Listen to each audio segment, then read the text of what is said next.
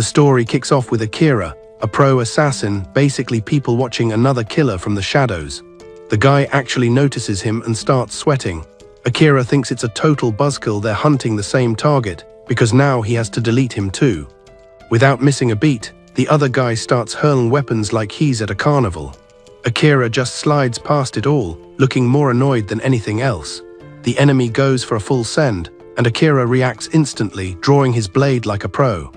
With one smooth move, he disarms the guy, who keeps trying to fight with daggers and shurikens in a total panic.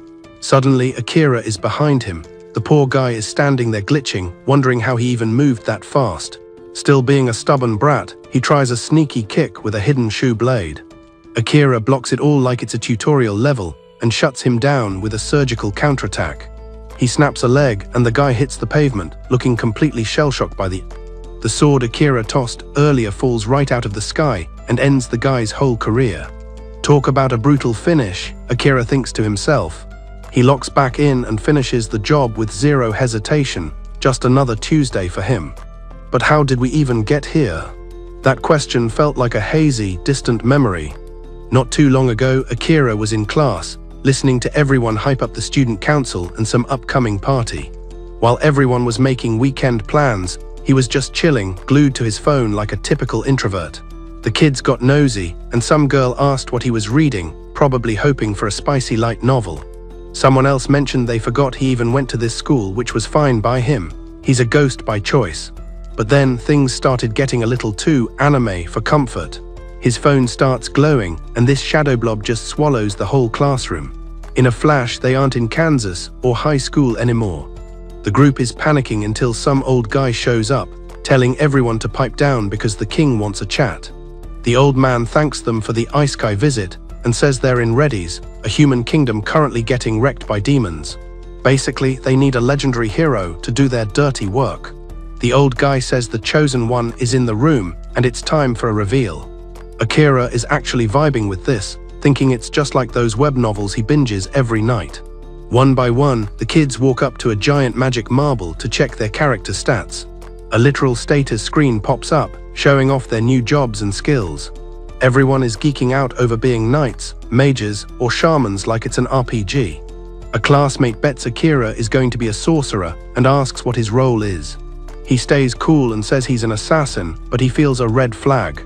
His stats are way too cracked, and that's pretty suspicious. When his buddy Sato is named the hero, the old guy starts glazing him, calling his power legendary. Akira notices his own numbers are actually higher than the hero's. Math isn't mathing here, so he decides to keep his power level on the down low. Using his max stealth, Akira basically disappears into the background noise. While being moved to the dorms, he spots hidden cameras everywhere, creepy. That just confirms they're being watched like lab rats in a maze. He gets some edgy assassin gear and sneaks out to scope out the local city. Looking around, he realizes this is a legit fantasy world, not some fever dream. The king tells her to keep the charade going. Akira, lurking in the shadows, gets heated, knowing this whole setup is a total scam. He's amazed he can scale walls like Spider-Man and uses his stealth to break into the royal library. He thinks about deleting the king right then, but decides to sleep on it. In there, he catches the king whispering with the princess. The king asks if the kids are onto them, and she says they're clueless because they're from a magic-free world.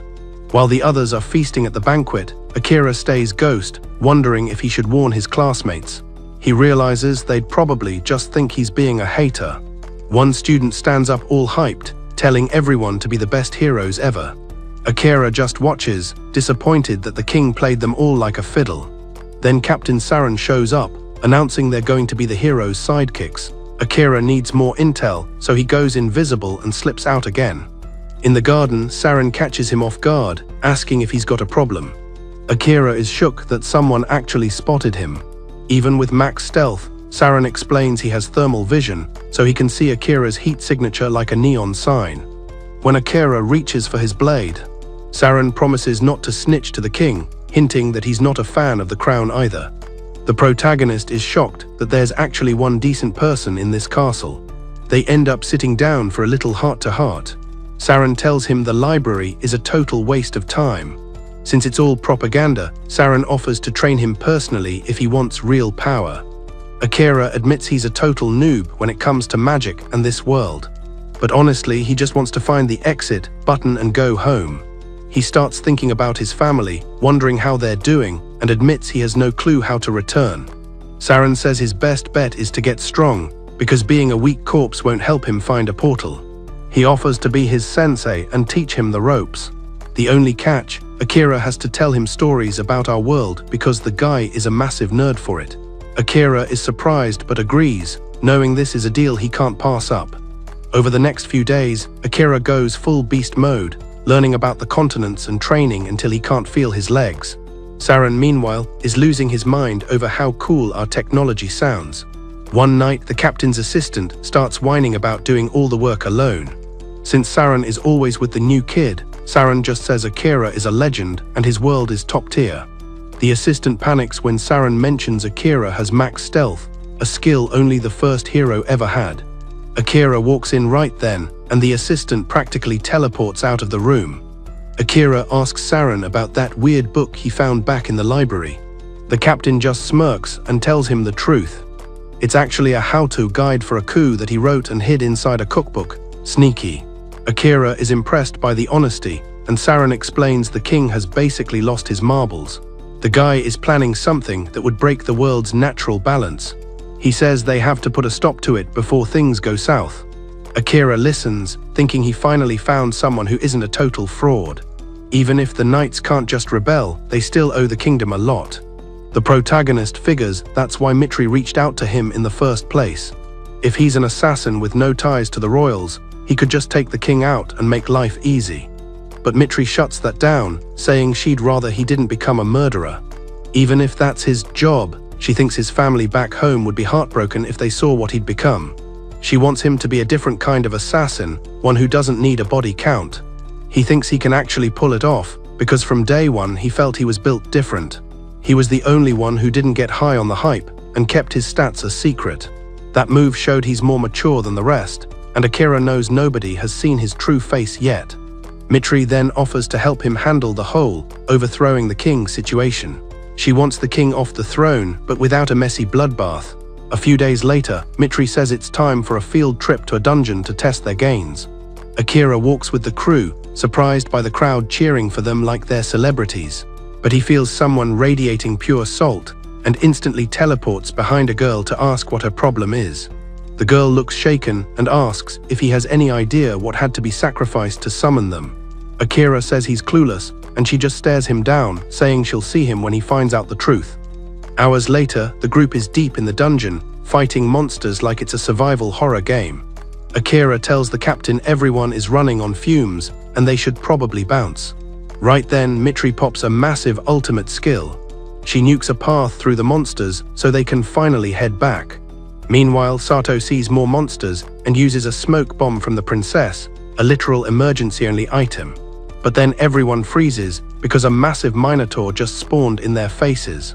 Even Akira is caught off guard, thinking a boss like that has no business being on level 1. He dives in anyway, using his skills to land a quick stab on the beast. But his blade just shatters. He retreats and tells Sato to stay back since his arm is already toast.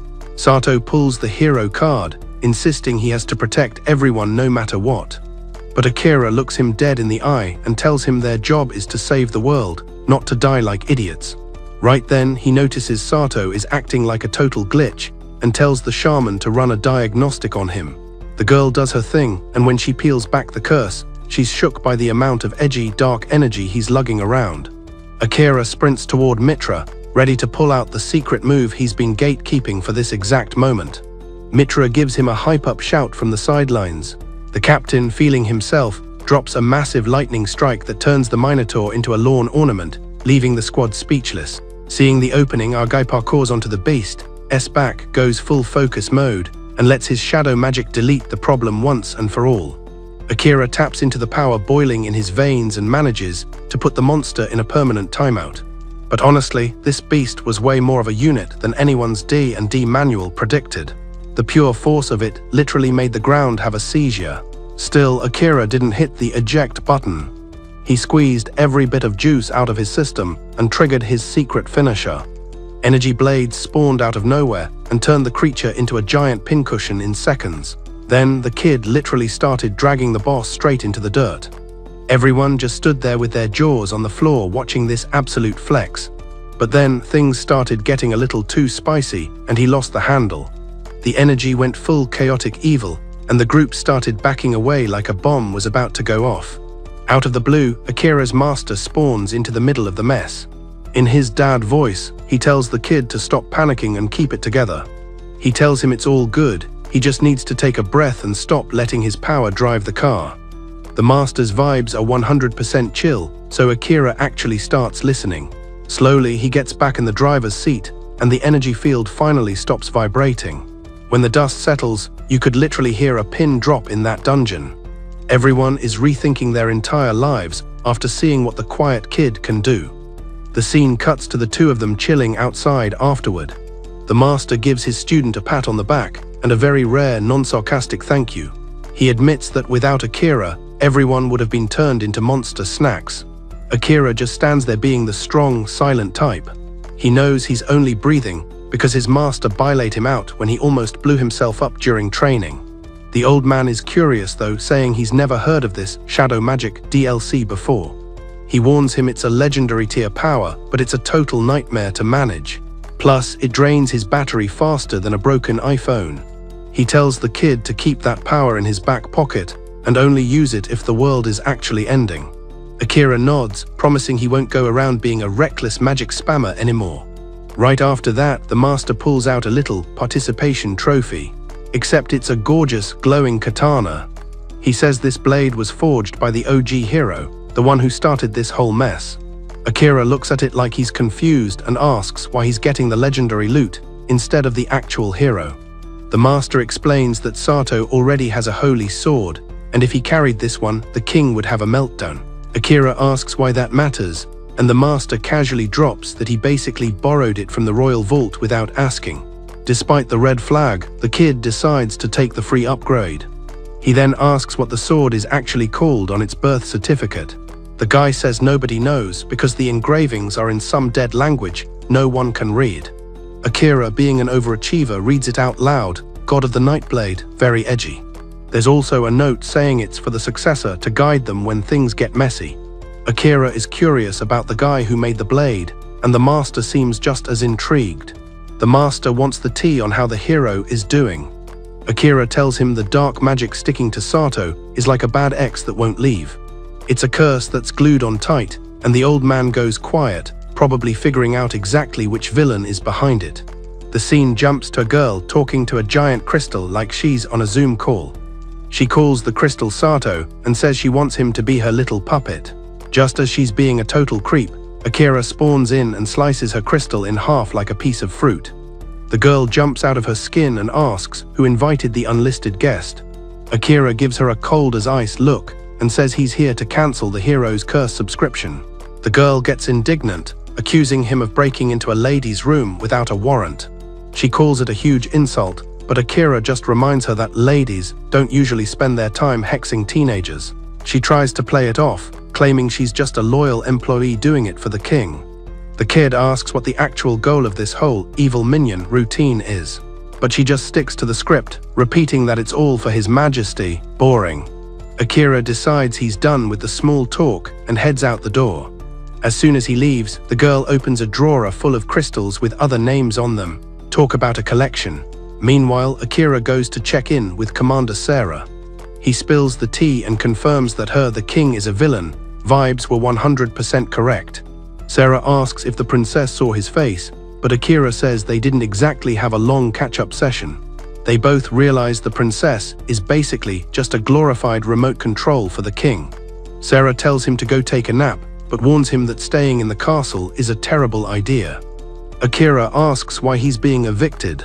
Sarah explains the princess is handing out curses to everyone who isn't the hero like their candy.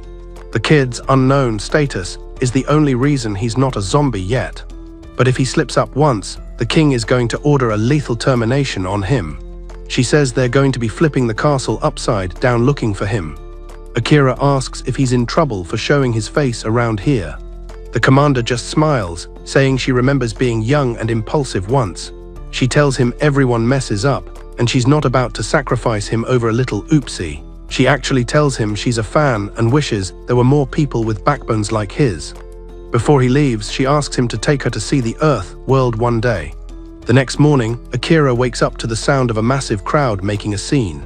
He tries to figure out what's up, only to find out Commander Sarah has been murdered. He's completely frozen by the news, and right on cue, everyone starts pointing fingers at him. They claim he was the one who used a spear to take the commander out. Akira tries to argue, reminding them his weapon broke into 1,000,000 pieces yesterday. The king doesn't care about facts and orders him thrown into a cell for the kill. He catches the princess smirking and realizes he's been framed in a 4D chess move. While he's running for it, he bumps into Galas, who tells him the Night Crows actually did the deed on the king's orders. He says Sarah left some gear for him and that he needs to grab it and ghost this kingdom immediately. Finding the gear, Akira realizes Sarah knew she was living on borrowed time before she even sent him away. The poor kid can only think about his master and the only real friend he had left. That night, the princess tells the king the curse is active for everyone except the hero. She says they just need an excuse to start a war in the East, and these kids are the perfect disposable tools. The king says Akira is a non-issue and will probably die in a gutter, but orders the crows to hunt him just in case. Akira hears his master's voice in his head, giving him survival tips. The dungeon is the best hideout, but the room service sucks and there's no water, so plan ahead. He also remembers Sarah's crash course on how to actually level up in this game. The answer was always grind in the dungeon. The deeper you go into the basement, the harder the monsters hit. We see a flashback of Akira asking why more people don't just get gunned this way. The old man says it's because it's a literal suicide mission for most. He says hiding your presence isn't enough. You have to learn to mask your smell, your steps, and even your body heat. Akira knows it's going to be a long grind, but his master promises it's worth the trouble. He says once he hits level 100, things will get interesting. He'll unlock a special skill that'll keep him from getting unalived in this mess. To get there, he has to clear the labyrinth and take out the bosses every 10 floors. Back in the present, Akira is tearing through enemies and checking off challenges like a pro. Finally, he stands in front of the door his master always hyped up. Inside is the boss room, and it's a no-exit situation until someone stops breathing. The fight is absolutely savage. The monster is a beast and leaves Akira looking like he went through a blender. Panicking, he goes for his ultimate move, turning the boss into a pincushion with shadow swords. He remembers his master saying that if he gets trashed too hard, his body will auto-heal using his mana reserves. Meanwhile, we check in on the hero, who wants to go 1v1 with the Demon Lord. But everyone is trying to hold him back, terrified of ending up like Akira. The kid realizes they're all under the princess's mind control spell, the exact same curse that Commander Jill's warned him about. Despite the vibes, a few people decided to tag along for the ride. When they finally get out, they're shocked at how ridiculously easy it was to leave. Sato thinks back to the king ordering them to fight the big bad demon. He thinks it's super weird if the king is suddenly trying to stop them now. Looking confused, he asks his squad why they even bothered to come on this trip. The girl tells him flat out that she's got natural magic resistance, so the curse basically just bounced off her. She mentions that lately, it's felt like some other invisible force has been spamming spells on everyone. One of the guys pipes up, realizing he might actually be the drama. He remembers smashing those weird crystals, and right after that, everything basically went to hell. The scene cuts over to Gila, revealing he was the puppet master, making the kid break those crystals all along. He explains his mind games are way more cracked than any curse, especially when it comes to hijacking someone's free will. After ticking off the last chores Commander Saren left behind, Gila stares at the horizon and wishes the Isekai squad luck. Then we see this other long-haired dude looking at the clouds like he's in a sad music video. Deep in thought, he admits he should have teamed up with Akira while he had the chance. Curse or not, he thinks, I totally dropped the ball on protecting him. The story flashbacks to the exact second Caillou and Akira met for the first time. Their chat was short, sweet, and surprisingly real. They did the whole formal handshake and awkward half-smile introduction. While on the clock, Akira begs Kaiju to keep his specific line of work a total secret. He's especially worried about his freshman sister finding out what he actually does. Kaiju gets curious, shows off a pic, and says his sister is a freshman too. They both realize their sisters are actually besties, which honestly makes them both lose it.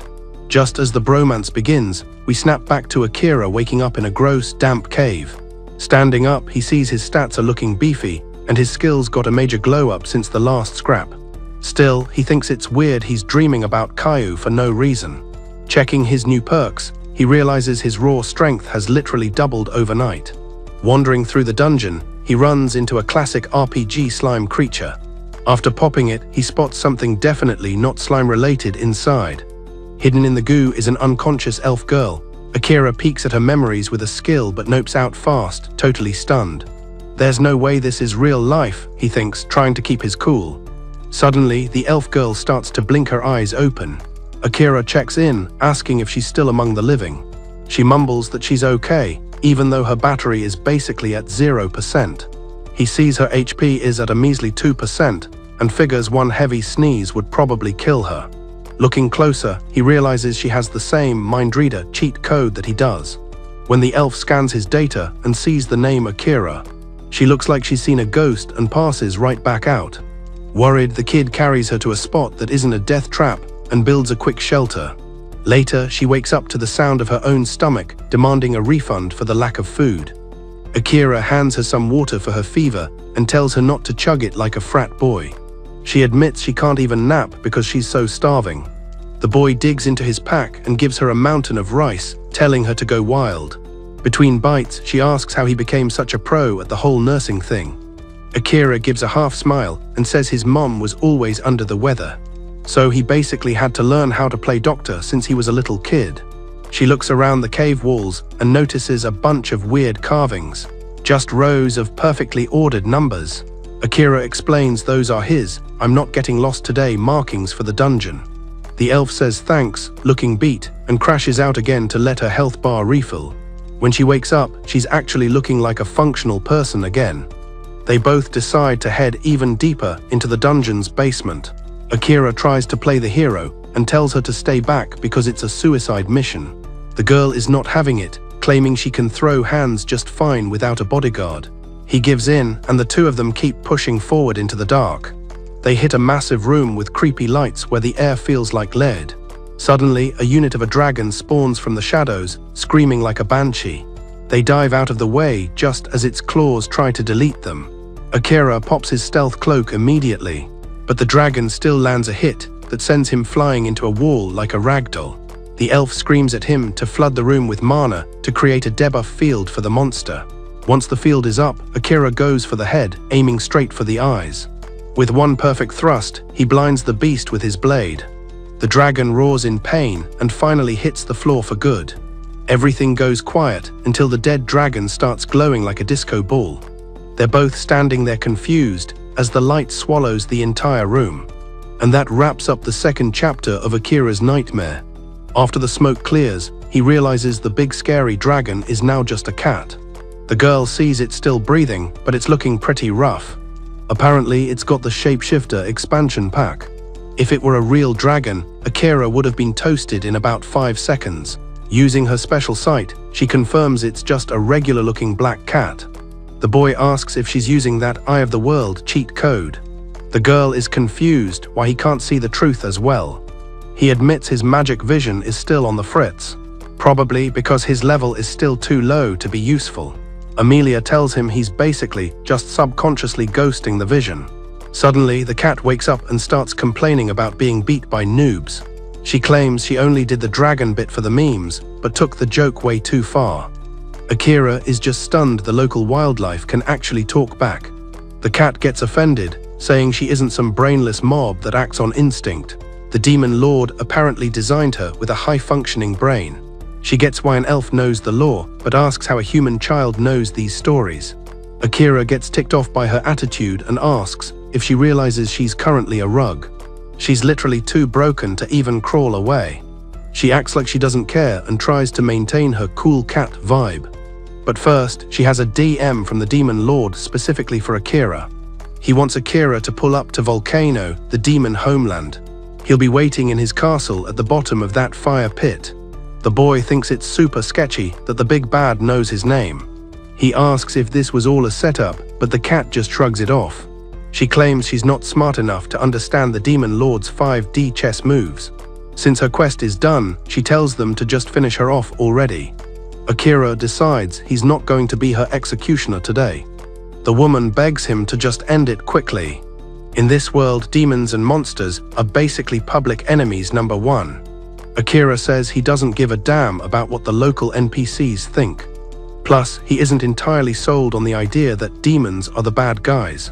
Amelia points out the door is locked until someone dies or a deal is made. The cat is confused why she's still breathing. Akira admits he's just a huge fan of cats. He thinks it's a waste to kill something with such top-tier fur quality. And hey, she talks, which makes her better company than the average slime. She hates being teased, but asks if he'd rather starve to death in this room. Akira asks if there's a secret exit button they haven't pressed yet. Amelia explains there is a way. He has to make the monster his familiar. If they sign a contract, she technically stops being the boss of the dungeon. It's basically a magical loophole to get the doors to open. The ritual needs perfect mana control, something a human shouldn't be able to do. She's pretty sure Akira is going to fail the skill check. Amelia reminds her that Akira has pulled off crazier stunts before. Only the first hero was supposed to be able to do this kind of thing. The cat asks if he's talking about that mana projection trick he used earlier. Amelia thinks he can do it, but she can't promise they won't both explode. Akira asks what the penalty for failing the ritual is. The girl says the answer is pretty simple. Both of them end up dead. Akira says bet and decides to send it. Amelia panics, asking if he actually heard the dying part of the contract. Akira doesn't care about the odds and starts the ritual anyway. The cat just tells him to get it over with quickly. She acts like dying with him is just another Tuesday. But Akira is already annoyed by her whatever attitude. The fact that she doesn't care about her own life really grinds his gears. She claims she's got nothing to live for, so why bother? Akira asks for the instructions on how to start the ritual. Amelia says the first step is giving her a proper name. Akira decides to name her knight. Because of her dark fur, she secretly digs it, but keeps her poker face. Next, he has to touch her and dump his mana into her system. Amelia warns him again that once they start, there's no undo button. They either sink their souls or they both stop existing. Akira tells her dying isn't on his calendar today. The girl starts to feel a bit more confident in him. Then he starts pouring his energy into the cat. Suddenly, he's drowning in a dark ocean, then he's teleported to a village on fire. He sees the trail of bodies the cat left behind when she raided the place. Seeing her destroying everything, he screams at her to cut it out. She looks at him and says she has to kill him here, because if he dies, she dies too. When he tries to hit her, she slips away, realizing he's finally done playing around. He says he has to take her down just to stay alive. He charges in and takes a hit on purpose like a madman. She's confused, asking what his game plan even is. All you had to do was kill me, she tells him. Akira won't do it because he knows deep down she doesn't want to kill him either. She calls herself a monster, but Akira really doesn't care about labels. He asks if there's some law of physics that says monsters have to be jerks. She says there's no official rule. Having a high IQ or being a total vegetable doesn't change a thing. It's just how they're programmed by instinct. Akira sees she's totally over the villain life, so he tells her to just quit. He's taking her under his wing. He'll make sure she stops leveling entire cities for fun. After a lot of convincing, Akira finally tames her, and she's basically napping on him. Back in the real world, Akira checks to see if she's still in one piece. He rushes over to the cat and gives her a poke to check for life. The contract symbol finally starts to glow. Once it turns solid gold, it means their souls are officially Bluetooth paired. She admits she's actually curious to see how much chaos follows Akira around. Akira says he's counting on her and calls her knight. The cat is vibing with the name and recognizes Akira as the boss. She swears to be his ride or die until her 9th life runs out. Amelia pops up behind them and introduces herself as his original +1. Knight decides Amelia can be part of the squad too. Then a magic circle spawns the get out of jail free card. The dungeon realized the boss just quit her job to become a pet. Akira is ready to move, asking if the cat can even walk. She says the exit isn't going anywhere and she needs a serious power nap first. Akira is fine with it since no other mobs are brave enough to enter. Amelia suggests some icebreakers, and Knight agrees it's a good time for some awkward bonding. Akira notices she's suddenly way more chill than a dragon should be. The scene jumps to the hero geeking out over a city called Yamado. Legend says the previous hero built this place back in the day. Everyone's loving the vibes, and the local fashion is apparently fire. Sato and the crew are finally living their best lives. It's been ages since they had a meal that didn't taste like cardboard. But then Sato brings up the mood killer, they're broke and need cash. Someone suggests they become full-time adventurers for the paycheck. With that settled, Sato says they need to stop acting like tourists and learn the law. They need to hit the books and start interrogating the locals. Sato is convinced that killing the demon lord is their only ticket back home. The king and princess are the ones who dragged them here. They must have the return to sender password somewhere. If they level up enough, they can force a better deal with royalty. But they realize the rest of their classmates are still stuck at the palace. The plan is to stack some gold, get the intel and speedrun to the demon continent. One of them thinks they should try to find Akira before doing anything stupid. If they hang around here long enough, they might actually bump into him. Their intuition skill is screaming that he's basically a walking cheat code. Going after the demon lord without him sounds like a great way to die. Actually, fighting anything right now seems like a bad idea. Another kid thinks Akira is a lost cause, maybe even the guy who offed the commander. Asahina isn't buying it for a second. She knows everyone was just being mind-controlled by the crown. Plus, she thinks Akira is probably lonely since they always ignored him. Sato thinks it's going to be a tough sell. They've known the guy since preschool, and he still barely acknowledges their existence. It's no secret that he's not exactly a team player kind of guy. Asahina knows the drill because she's been lurking near him forever. Sato reminds them that only the hero's sword can actually finish the big boss. So teamwork isn't just a suggestion, it's literally their only chance. But Akira probably won't give a damn about that. There's a huge power gap, so they should wait until they're actually worth his time. Asahina finally agrees that they need to grind more. Sato decides to camp in this zone, but only as long as the monsters are easy XP. He asks the group if they're cool with that, and it's a unanimous yes. Then we get a flashback of Amelia getting backstabbed by her friends. She tried to run but took an arrow to the knee and hit the dirt. She wanted to know why they were being jerks but got ghosted. 0 explanations were given for the betrayal. To avoid being finished off, she jumped off a cliff and hoped for a soft landing. She floated down a stream and got swallowed by a slime on the beach. Fun times. When she finally woke up, she found Akira looking at her. Akira is pretty shocked once she tells him her tragic backstory. But the cat is more confused that a slime would even consider eating a person. Amelia is weirdly grateful for the whole being eaten experience. If it weren't for that slime, she never would have met Akira.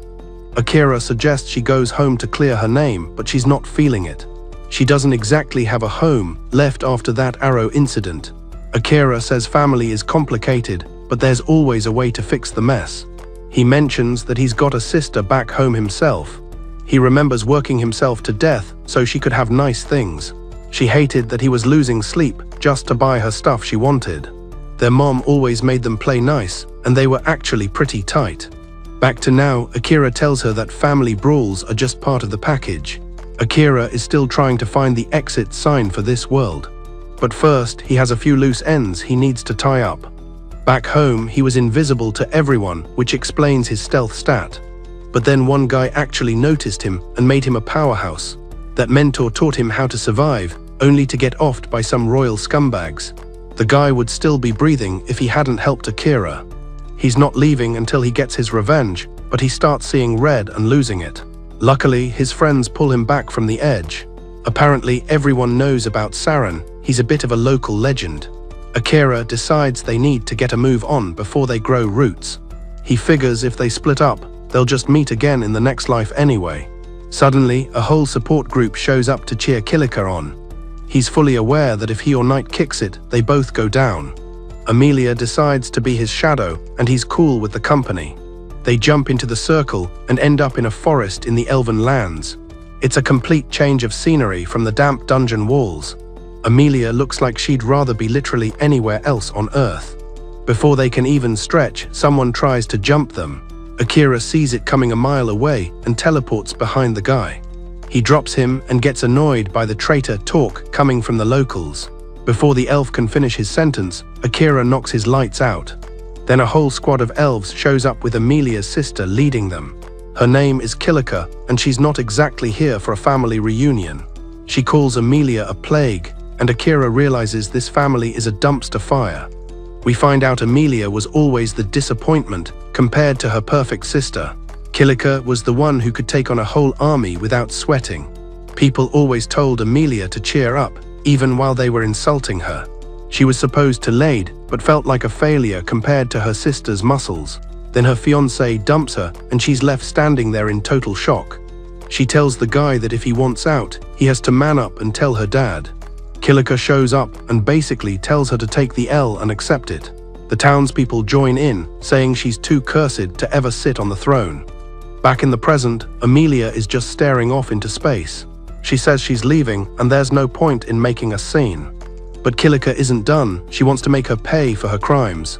Akira steps in, telling the sister to watch her mouth when talking to Amelia. Kilika looks at him like he's garbage, wondering why he's simping for a criminal. Seeing one of her guards down, Kilika decides death is too good for her sister. She claims the crimes list is getting way too long to ignore. Akira asks what she supposedly did to earn the criminal label. Kilika claims Amelia tried to poison her with a fake healing potion. As usual, Kilika starts name-calling and calling her the plague child. Amelia tries to explain it was a legit potion, but the sister isn't listening. She claims that's why nobody can stand being in the same room as her. Then one day, Kilika just flat out kicks her out of her own house. Kilika laughs and thanks Akira for bringing the fugitive right to her doorstep. As she gets closer, she decides to try something different. She uses her hypnosis skill to try and hijack the boy's brain.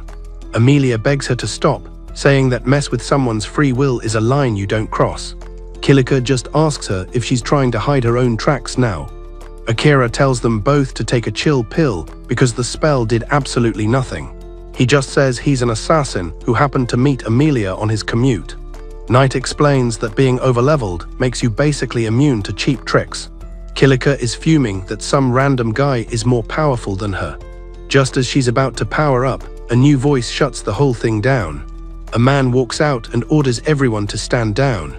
It's their dad, and he's looking for some very good reasons why they're brawling. Kilika is sweating because she didn't expect him back from inspection so early. He says he saw enough and wants the full story on this mess. Some of the soldiers try to kiss up to her and say she's innocent. They claim she's just doing her duty or whatever. The father saw the hypnosis and tells her to undo it before things get ugly. He apologizes to Akira and Amelia for his daughter being a complete coward. Then he tells Akira he needs to pack up and leave immediately. The boy is confused, but Amelia says her dad only came back because of him. He doesn't care about the ego trip, he just wants her to stop lying about Amelia. Even so, the guy doubles down, saying it doesn't matter, no outsiders are allowed to walk on their grass. Amelia tries to bounce with Akira, but her dad pulls the parent card and blocks the exit. Kilika snaps and tells her goons to just kill them both. He's all about the legacy, claiming she's destined to take over the family business and rule the kingdom. Akira chimes in, saying she should actually have a choice, but the dad basically tells him to shut up and stay in his lane. Akira doesn't even need to clap back, he can just feel the king's blood pressure hitting record highs. The king gives him a fair warning, better get ready to catch these hands if it comes to it. Right then, one of the goons Akira trashed wakes up, realizes he got folded, and demands a formal duel to save face. Kilika, being the overachiever she is, jumps in to fight in his place. It's an elf thing, they have to scrap under a sacred tree, and the winner gets to be the boss of the argument. Amelia feels terrible for dragging Akira into her family's mess. But Akira's cool with it, he's just curious why everyone keeps calling her a child of the plague. She explains the local superstition: if a twin doesn't look like a carbon copy of the parents, they're considered a cursed omen of doom. Knight mentions that most people grew out of that myth ages ago, but Amelia is still insecure about not having the family hair and eyes. Night tells her to ignore the haters, pointing out that Kilika is just being a toxic sister to get under her skin. Akira admits he actually thinks her look is top tier, while Amelia warns him that her sister is a literal raid boss in a fight. Even while hurting, Amelia is weirdly proud of Kilika's power. Meanwhile, the dad just wants them to be royal, and Kilika promises a quick execution. Akira asks if he has permission to delete the girl, but Amelia just tells him to do his best and win her dad's respect back. She's hoping a victory will finally stop the family from acting like she's a walking disaster. Kilika lunges in, but Akira dodges like he's bored.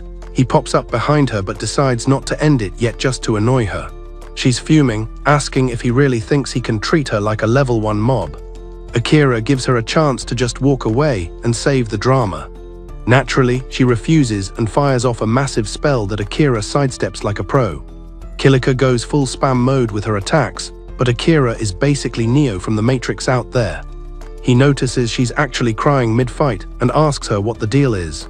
She tries to laugh it off, but he can tell her villain laugh is just a cover for being totally miserable. He teleports behind her again and tells her to just stop the madness. Kilika loses it, screaming that she'll never play nice with the girl who stole her spotlight and her life. She throws a Hail Mary attack with everything she's got, but Akira still makes it look easy. The vibe shifts to a flashback. They were actually besties until everyone realized Amelia's priestess powers were the key to saving the world. From that day, Kilika felt like she was yesterday's news and decided to become everyone's problem. One of the elves shows up with a magic flower that hits the clear all button on the active spells. Everything returns to baseline and the mind games finally stop. Kilika realizes her buffs are gone and feels that familiar second place feeling creeping back in. In a total panic, she charges up a final, world-ending nuke of an attack. Akira realizes if he dodges, the audience is toast, so he uses his shadow powers to catch the explosion. He sees she's about to blow herself up too, so he absorbs the energy, disarms her, and leaves her eating dirt. As the crowd gathers, Kilika asks if they're here to post her L on social media. Akira tells her to get over herself. Nobody actually hates her. She begs to be executed, but her dad steps in and says if anyone's getting punished, it's him. He's taking the fall for this whole family disaster. He admits Amelia never stole a thing. It was his own bad parenting that caused the rift. He was the one making the calls that ruined their relationship. He finally lifts the amnesia spell and explains what actually happened back in the day. Kilika was a try-hard, but a mysterious woman offered her a shady power-up in the dungeon, and she fell for it. By the 3rd floor, she was getting swarmed by monsters and realized she was in over her head. She couldn't hack it and had to run for her life. That's exactly when her team showed up to bail her out. That was the day Liam died, and the guilt almost turned Kilika's brain into mashed potatoes. She was so traumatized, she literally cast a forget spell on herself. Luckily, Amelia used her creator perks to try and patch the timeline. Amelia realizes her special powers were basically useless against her own family's drama. In one day, she unlocked gravity and resurrection, which is a pretty insane flex for a cursed kid. Eventually, she realized Kilika thought the whole world had ghosted her, but that was just the trauma talking. It wasn't just about Amelia getting a promotion. It was that Kilika was the only one missing the full script. Everyone was walking on eggshells, terrified she'd remember the day things went sideways. If she just acted like royalty during the duel, she could have kept her ego intact without the brainwashing. Akira figured if he could just get her to trust him, he could finally spill the beans. The boy asks if the spell was legit, and the dad confirms the whole shady business. But he explains it in the most awkward dad way possible. He admits he tried to keep the sisters apart, which only made Kilika's main character syndrome worse. He was the one who actually greenlit Amelia's exile in the first place. He'd been watching Kilika this whole time, and the guilt finally caught up to him, so he stepped in. Kilika finally breaks and gives her sister a long overdue hug. Amelia is super sweet about it, telling her she was always the cool one in the family. She tells her to stop beating herself up over a tragedy that happened years ago. Liam tells Akira that people actually like her for who she is, not because of a spell. Akira catches the vibe Liam is definitely shooting his shot and confessing his feelings. That night, the dad throws a massive rager to celebrate Akira and Amelia's victory. The king is curious where Akira is planning to take his daughter next. Akira says they're heading to the Beastman continent for the next leg of the trip. Knight thinks it's a great idea since the local blacksmiths can finally upgrade their trash gear. Later, the two of them find a quiet spot where Amelia promises to follow him to the literal ends of the earth. He's down for it, realizing she's officially joined the permanent party. Then we check in on the hero squad. They've farmed all the local mobs and can't level up anymore. They decide to set sail for new adventures, hoping to run into Akira and compare stats soon. They're also heading to the Beastman Kingdom, and that's a wrap on episode 4. If you enjoyed the ride, hit that like button and subscribe to the channel for more next week.